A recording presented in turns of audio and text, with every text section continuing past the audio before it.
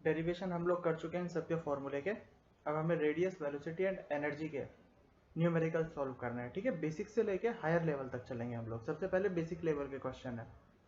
पहला है हमारे पास, find the radius of hydrogen atom for first orbit, second orbit and fourth orbit. एक एक करके सॉल्व करते हैं। यहाँ पर हमें दिया गया है हाइड्रोजन एटम। ठीक है, तो हाइड्रोजन एटम के लिए z इक्वल टू क्या हुआ, इसका एटॉमिक नंबर होता है 1। रेडियस फाइंड करना है तो r is equal to 0.529 multiply by N square by z. ठीक है, एंगस्ट्रॉम के अंदर। अब यहाँ पर n की वैल्यू कितनी गिवन है हमको, z तो हो चुका है इसका 1 एंड n फर्स्ट ऑर्बिट है तो n इक्वल टू 1। ठीक है, r इज इक्वल टू 0.529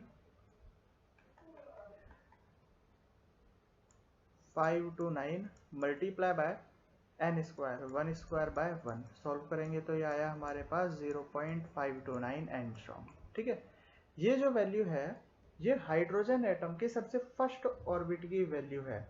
इस वैल्यू को हम ए नोट से भी डिनोट करते हैं। ठीक है, इसे बोला जाता है बोर रेडियस। ए नोट को क्या बोल सकते हैं हम लोग, बोर रेडियस।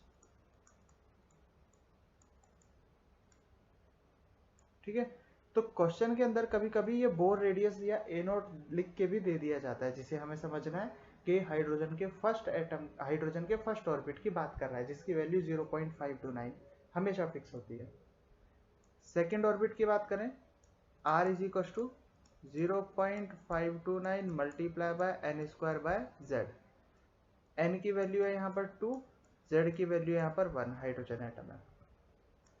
0.529 एन स्क्वायर कितना हो जाएगा, 2 स्क्वायर डिवाइडेड बाय जेड की वैल्यू 1।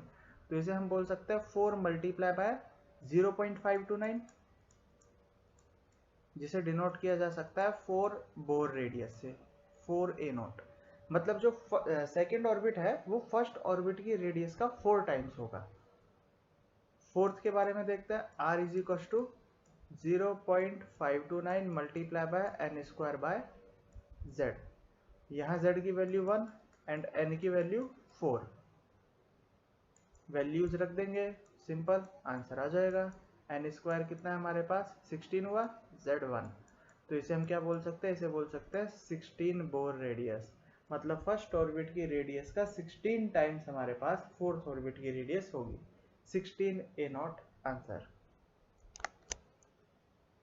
सेकंड है हमारे पास, second question, find the radius of second orbit of hydrogen atom He plus ion and Li plus 2 ion. First question में हमने एटम सेम रखा था, हाइड्रोजन एटम के लिए डिफरेंट ऑर्बिट की बात की थी। यहाँ पर ऑर्बिट सेम है, डिफरेंट एटम्स के लिए बात कर रहे हैं। तो हमें पता है कि ये जो नील्स बोर फॉर्मूला है, जो हमने फॉर्मूले डिराइव किए हैं, ये सभी सिंगल इलेक्ट्रॉन के लिए ही काम करते हैं। ठीक है, अगर एक से ज़्यादा इलेक्ट्रॉन, 2 इलेक्ट्रॉन वाला एटम हमने ले लिया तो उसके लिए काम नहीं करते हैं। इसीलिए हम कभी भी हीलियम एटम की या लिथियम एटम की बात नहीं करेंगे। हम इनमें से इलेक्ट्रॉन निकाल देंगे। जैसे हीलियम में से एक इलेक्ट्रॉन निकाला तो इसके पास सिंगल इलेक्ट्रॉन बचा। लिथियम के पास टोटल 3 इलेक्ट्रॉन होता है, उसमें से 2 निकाल दिए, +2 चार्ज है, 1 इलेक्ट्रॉन बचा। इनके आयंस की ही हम बात करेंगे। ठीक है, फॉर्मूला है हमारे पास r is equal to 0.529 multiply by N square by z. n क्या है यहाँ पर, n तीनों के लिए कांस्टेंट है, क्योंकि सेकंड ऑर्बिट की बात कर रहा है, तो n इक्वल टू 2 तीनों के लिए लिख देते हैं। z इक्वल टू हाइड्रोजन के लिए 1, तो ये क्या हो जाएगा हमारे पास 0.529 मल्टीप्लाई बाय एन स्क्वायर मतलब 4 डिवाइडेड बाय 1, तो ये हो जाएगा हमारे पास 4 ए नॉट। हीलियम के लिए बात करें, r is equal to 0.529 multiply by N square by z. 0.529 multiply by N square, n कितना है यहाँ पर 4 डिवाइडेड बाय जेड। जेड की वैल्यू है यहाँ पर 2, हीलियम के लिए जेड की वैल्यू 2। तो ये आएगा हमारे पास 2 से 2 टाइम्स कट जाएगा 4, तो ये बचेगा हमारे पास 2 ए नॉट। ठीक है, नेक्स्ट है r is equal to 0.529 multiply by N square by z. 0.529 multiply by N square, 4 divided by l की जेड की वैल्यू होगी लिथियम के लिए 3, 4/3, तो इसे हम लिख देंगे 4/3 ए नॉट। यहाँ पर मैं ए नॉट लिख रहा हूँ, जब हमें न्यूमेरिकल्स आएंगे तो ऑप्शंस आएंगे हमारे पास, तो मे बी पॉसिबल यहाँ हमें इस तरीके से लिखा मिले 4 इंटू 0.529, इसे मल्टीप्लाई करके पूरी वैल्यू को वो हमें एंगस्ट्रॉम में दे, तो हमें मल्टीप्लाई करके भी लिखना पड़ सकता है, ठीक है, अकॉर्डिंग टू ऑप्शंस। ऑप्शंस में हमें क्या दिया है, हमें उसी हिसाब से चलना है। अभी हमें सिर्फ ये फॉर्मूला निकालना सीखना है, वैल्यूज निकालनी सीखनी है, तो इस तरीके से मैं करा रहा हूँ यहाँ पर।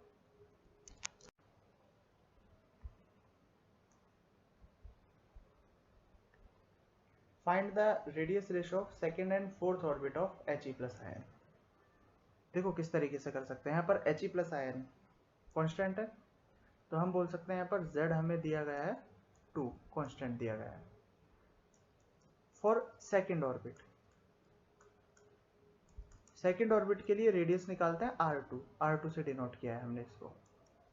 R2 equal to 0.529 multiply by n square by z, तो सेकेंड ऑर्बिट के लिए n स्क्वायर कितना हो जाएगा 2 स्क्वायर बाय z कितना है, z है हमारे पास 2, तो इसे हम लिख सकते हैं 2a0, ठीक है।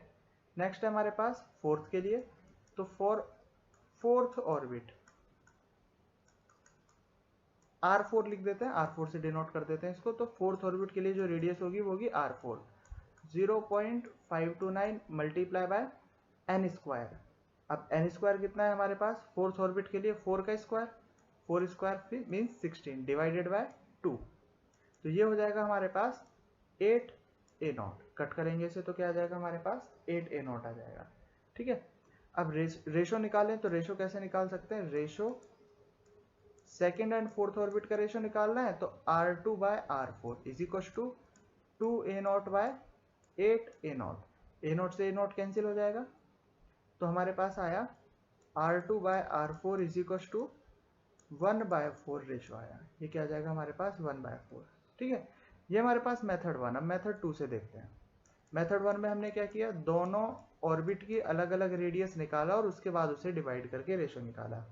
मेथड 2 में मैं जब भी ऐसे क्वेश्चन आए रेशो वाले, मैं सजेस्ट करूंगा सिर्फ मेथड 2 से ही करें, इसी में टाइम बचता है हमारे पास।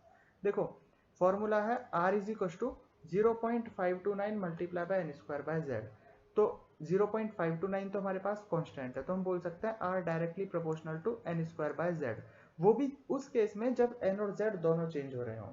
इस केस में हमारे पास z भी कांस्टेंट है, He प्लस आयन बोला गया है, तो यहाँ पर z भी कांस्टेंट है, तो हम बोल सकते हैं R directly proportional to n square, z भी कांस्टेंट है यहाँ, तो हम बोल सकते हैं R2 by R4 equal to directly proportional है ना, तो n2 square by n4 square, n2 square means second orbit के बारे में बात कर रहा है, तो 2 स्क्वायर मतलब 4 and n4 square means 4 square, 4/16, तो ये क्या आ जाएगा हमारे पास डायरेक्टली 1/4 आया, तो R2 बाय R4 क्या आ जाएगा हमारे पास 1/4, ठीक है। नेक्स्ट देखो, find the radius ratio of third orbit of He plus and Li plus 2 ion. देखो फिर से रेशो वाला क्वेश्चन है, तो अब हम अलग अलग ऑर्बिट के रेडियस निकाल के नहीं करेंगे। यहाँ पर हमें पूछा गया है थर्ड ऑर्बिट, मतलब यहाँ जनरली होता है R directly proportional to n square by z, लेकिन यहाँ पर तो n कांस्टेंट कर दिया गया है, थर्ड ऑर्बिट बोला है, और z यहाँ पर वेरिएबल है, तो हम बोलेंगे R inversely proportional to z। तो रेशो निकालना है R He प्लस का divided by R Li plus 2 का, ऑर्बिट तो सेम है तो ऑर्बिट हमें लिखने की जरूरत नहीं है, is equal to inversely proportional है तो उल्टा हो जाएगा Z Li plus 2 divided by Z He plus, तो ये Z Li plus 2, Li plus 2 का Z कितना होता है 3 एंड He प्लस का Z कितना होगा 2, तो रेशो क्या आ जाएगा हमारे पास 3/2 रेशो, डायरेक्टली हमारे पास यही आंसर हो जाएगा। नेक्स्ट क्वेश्चन देखें, find the radius ratio for second orbit of hydrogen and first orbit of Hi plus. Ratio question और इसमें n और z दोनों चेंज हो रहे हैं, तो R directly proportional to n square by z, दोनों काम आएंगे यहाँ पर, ठीक है। तो यहाँ पर है सेकेंड ऑर्बिट ऑफ हाइड्रोजन, तो सेकेंड ऑर्बिट ऑफ हाइड्रोजन को हम मान लेते हैं R1, ठीक है, and first orbit of He plus, तो इसको हम मान लेते हैं R2, first orbit of He plus के लिए, तो रेशो होगा R1 by R2 is equal to n1 square by Z1 multiply by Z2 by N2 square. देखिए यही होगा, ठीक है, क्योंकि N स्क्वायर बाय Z के डायरेक्टली प्रोपोर्शनल है। अब क्या करना है, हमें वैल्यूज रखनी है। R1 by R2 equal to, हाँ N1 कितना है, सेकंड ऑर्बिट, देखो यहाँ पर बोला गया ना R1 हमने क्या माना है, सेकंड ऑर्बिट, तो यहाँ हम बोल देंगे 2 स्क्वायर डिवाइडेड बाय हाइड्रोजन के लिए Z कितना हो जाएगा 1 multiply by first orbit of He plus ion के लिए R2 है, तो यहाँ पर Z कितना हुआ 2 He के लिए, और फर्स्ट ऑर्बिट बोला गया मतलब N1 स्क्वायर 1, तो ये कितना हो जाएगा हमारे पास, ये हो जाएगा R1 by R2 is equal to 8 या फिर 8:1, ये हमारे पास direct answer. Next question velocity का। Find the velocity of electron in hydrogen atom in first orbit and third orbit. First question करते हैं। वेलोसिटी का formula v is equal to 2.18 into 10⁸ multiply by z by n। 2.18 into 10⁸ multiply by hydrogen atom के लिए first orbit मतलब ZB1 and NB1, तो हमारे पास क्या है answer 2.18 into 10⁸ centimetre per second.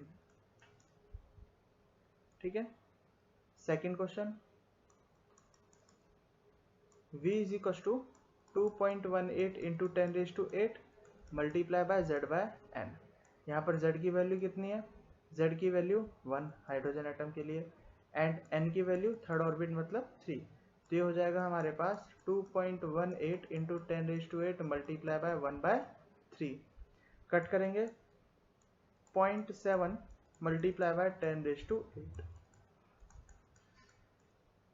Centimetre per second. ठीक है, सिंपल क्वेश्चन है, ये सिंपल क्वेश्चन हम इस तरीके से कर सकते हैं। ठीक, find the energy of hydrogen atom of first orbit. First orbit के हाइड्रोजन एटम के लिए एनर्जी फाइंड करनी है। z equal to hydrogen atom के लिए हो जाएगा 1, n equal to orbit first बोला गया है तो n इक्वल टू 1। ठीक है, E is equal to -13.6 multiply by z square by n square. E is equal to -13.6 multiply by z1 square n 1 square equal to -13.6 electron volt. मतलब hydrogen के first orbit की energy कितनी होगी, -13.6 electron volt energy होगी। किसी भी atom के लिए या किसी भी आयन के लिए अगर हम सबसे बाहर वाले शेल में से इलेक्ट्रॉन को बाहर निकालने के लिए एनर्जी की रिक्वायरमेंट की बात करते हैं तो उसे आयोनाइजेशन एनर्जी बोलते हैं। जैसे ही हमारे पास न्यूक्लियस है, ये हाइड्रोजन है, हाइड्रोजन का ऑर्बिट, हाइड्रोजन में सिर्फ एक इलेक्ट्रॉन होता है, तो ये एक इलेक्ट्रॉन कहाँ प्रेजेंट होगा, ये इलेक्ट्रॉन फर्स्ट ऑर्बिट के अंदर प्रेजेंट होगा। तो इस फर्स्ट ऑर्बिट की एनर्जी है -13.6 इलेक्ट्रॉन वोल्ट। इसका मतलब ये हुआ कि इस इलेक्ट्रॉन को अगर मुझे इस न्यूक्लियस से दूर लेके जाना है, खींच के बाहर निकालना है, तो कितनी एनर्जी की रिक्वायरमेंट होगी, -13.6 इलेक्ट्रॉन वोल्ट एनर्जी की रिक्वायरमेंट होगी। ठीक है, इसे हम ionisation energy of hydrogen atom भी बोल सकते हैं। ठीक है, क्योंकि सबसे बाहर वाला शेल यही है, फर्स्ट ऑर्बिट इसका सबसे बाहर वाला ऑर्बिट होता है, तो ये इसकी आयोनाइजेशन एनर्जी है। नेगेटिव साइन किसको इंडिकेट कर रहा है, नेगेटिव साइन इंडिकेट कर रहा है कि जब हम इलेक्ट्रॉन को बाहर निकालेंगे तो 13.6 इलेक्ट्रॉन वोल्ट की एनर्जी रिक्वायर्ड होगी, क्योंकि 13.6 इलेक्ट्रॉन वोल्ट से ये अंदर की तरफ खिंच रहा होगा। इसी के तो अपोज में हम इसे बाहर निकालेंगे, तो ये जो अंदर की तरफ अट्रैक्शन फोर्स है, इसी को नेगेटिव साइन डिनोट कर रहा है, मैं पहले भी इसे बता चुका हूं। ठीक है, सेकंड ऑर्बिट की बात करते हैं। देखो z इक्वल टू तो 1 ही रहेगा हाइड्रोजन एटम के लिए, n इक्वल टू 2, एनर्जी क्या हो जाएगी, E equal to -13.6 multiply by z square by n square. E equal to -13.6 multiply by z square 1 square and n square 2 square, मतलब -13.6 multiply bye 1/4। जब इसे कैलकुलेट करेंगे तो 13.6 को 4 से डिवाइड करने पर आएगा हमारे पास 3.4, -3.4 इलेक्ट्रॉन वोल्ट, ये सेकेंड ऑर्बिट की एनर्जी है। थर्ड ऑर्बिट की एनर्जी के लिए z equal to 1 and n equal to 3, E equal to -13.6 into Z square by N square. E equal to -13.6 multiply by Z square 1 square and N square 9 हो जाएगा। Calculation करने पर आएगा minus में 1.51 electron volt. ठीक है, 13.6 को 9 से डिवाइड कर दिया। देखो ये nucleus, first orbit, second orbit and third orbit, इसे हम डिनोट कर देते हैं E1 से, इसे हम डिनोट कर देते हैं E2 से एंड इसे डिनोट कर देते हैं E3 से। तो E1 क्या है हमारे पास 13.6 फर्स्ट ऑर्बिट की एनर्जी, E2 क्या है -3.4 एंड E3 क्या है हमारे पास -1.51। तो हमने बताया था जब नील्स बोर में हम पढ़ रहे थे, E1 greater than E2 greater than E3। जैसे जैसे हम न्यूक्लियस से आगे जाते जाएंगे वैसे वैसे एनर्जी क्या होती जाएगी, इंक्रीज होती जाएगी। तो अगर विद नेगेटिव साइन देखा जाए तो देखो इंक्रीज कंटिन्यू हो रही है। -13.6 सबसे छोटा है एंड -1.51 सबसे बड़ा है, तो एनर्जी क्या हो रही है, इंक्रीज हो रही है विद नेगेटिव साइन।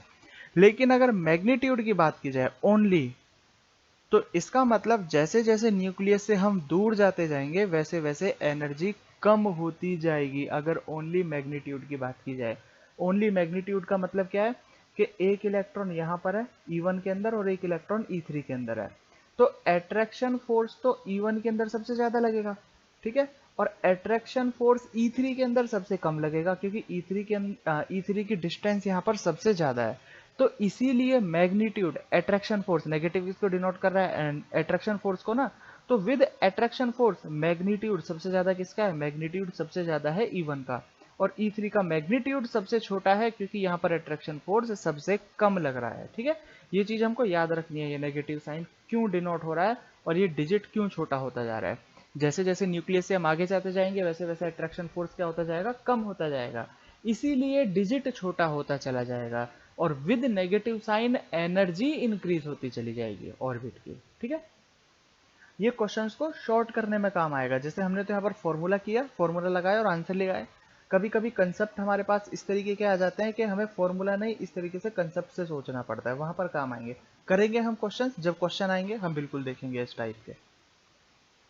अभी इतने क्वेश्चंस हम कर चुके हैं, बाकी अब इजी क्वेश्चंस हैं, बहुत इजीली तुम इनको सॉल्व कर सकते हो। वीडियो पॉज करके पहले खुद ही सॉल्व करना है इनको, उसी के बाद यहाँ सॉल्यूशन देखना है। Find the energy of second orbit of He plus ion.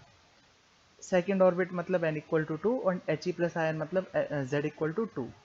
तो E is equal to -13.6 multiply by Z square by N square. ये क्या आ जाएगा, -13.6 इलेक्ट्रॉन वोल्ट आ जाएगा। Z और n के इक्वल है, एक दूसरे से कट जाएंगे। ठीक है, fourth orbit of Li plus two ion, n equal to 2, sorry fourth orbit है तो n इक्वल टू आ जाएगा हमारे पास 4, z इक्वल टू हो जाएगा Li प्लस 2 के लिए 3, E is equal to -13.6 multiply by Z square by N square, -13.6 multiply by Z square हो जाएगा 9 एंड एन स्क्वायर हो जाएगा हमारे पास 4। सॉल्व करेंगे इसे तो 13.6 मल्टीप्लाई किया 9 से एंड डिवाइड किया इसे हमने 4 से, तो ये आएगा हमारे पास नियरली 30.6 इलेक्ट्रॉन वोल्ट नेगेटिव के अंदर।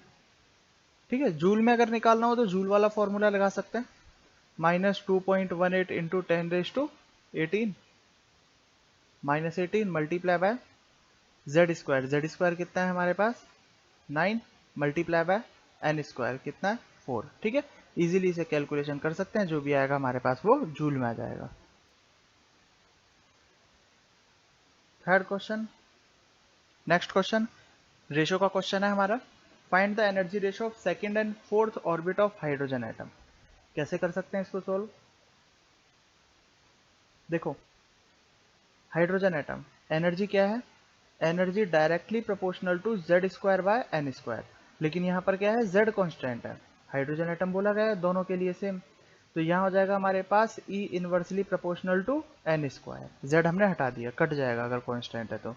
अब क्या बोल सकते हैं हम लोग, सेकंड एंड फोर्थ ऑर्बिट के लिए बात कर रहा है ना, तो हम बोलेंगे E2 बाय E4, मतलब सेकंड ऑर्बिट के लिए energy E2 and fourth orbit के लिए energy E4 is equal to n4 square divided by n2 square is equal to n4 मतलब फोर्थ ऑर्बिट एंड n2 मतलब सेकंड ऑर्बिट, 16/4। तो क्या हो जाएगा हमारे पास 4:1 आ जाएगा एनर्जी में। ठीक है, ये हमारे पास आंसर इसका।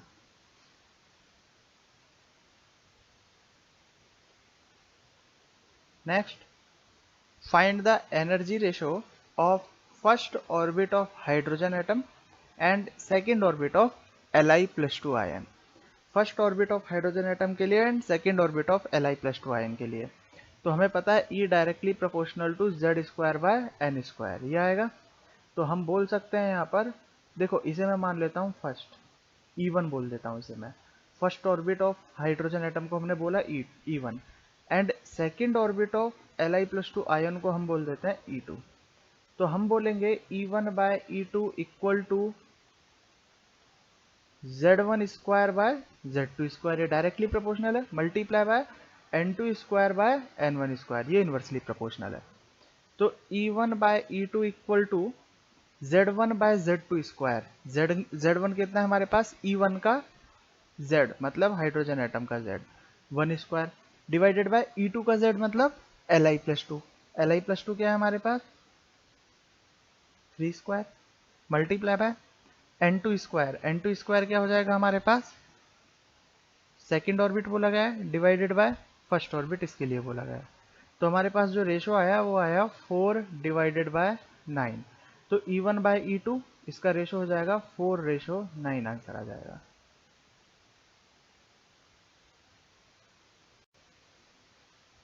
The ionization energy of hydrogen is 13.6 electron volt. The ionization energy of Li plus 2 ion will be, ionization energy मैं पहले ही बता चुका हूं। आयोनाइजेशन एनर्जी क्या है, हाइड्रोजन एटम के फर्स्ट ऑर्बिट की एनर्जी को ही हम क्या बोलेंगे, आयोनाइजेशन एनर्जी बोलेंगे। ठीक है, तो ये बात कर रहा है Li plus 2 आयन के आयोनाइजेशन एनर्जी के बारे में, मतलब Li plus 2 आयन की फर्स्ट ऑर्बिट की एनर्जी के बारे में बात कर रहा है। बहुत ही सिंपल क्वेश्चन है, देखो सिर्फ लैंग्वेज थोड़ा सा चेंज किया है, बाकी वही क्वेश्चन है जो अभी तक हम लोग ये करते आ रहे हैं।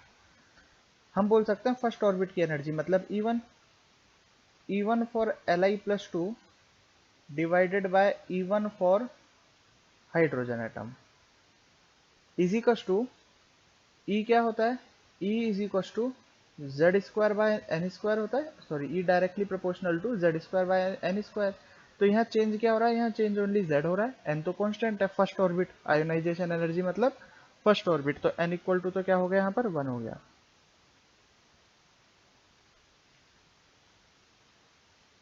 Z स्क्वायर for Li plus 2 divided by Z स्क्वायर फॉर हाइड्रोजन। तो हाइड्रोजन के लिए जो Z होगा वो क्या हो जाएगा 1। तो E1 for Li plus 2 is equal to Z स्क्वायर for Li plus 2, Li plus 2 के लिए Z स्क्वायर कितना हो जाएगा 9, क्योंकि इसके लिए Z कितना होगा 3 और इसके लिए Z कितना होगा 1। 9 मल्टीप्लाई बाय, क्रॉस मल्टीप्लाई करेंगे तो E1 फॉर H ये इधर आएगा, तो E1 फॉर H हमें दिया गया है 13.6 डिवाइडेड बाय Z स्क्वायर फॉर H। जब इसे मल्टीप्लाई करेंगे 13.6 को 9 से, तो ये आएगा हमारे पास 122.4 इलेक्ट्रॉन वोल्ट, जो कि क्या है, यही हमारे पास आयोनाइजेशन एनर्जी है फॉर Li प्लस 2। ठीक है, तो आंसर इज डी।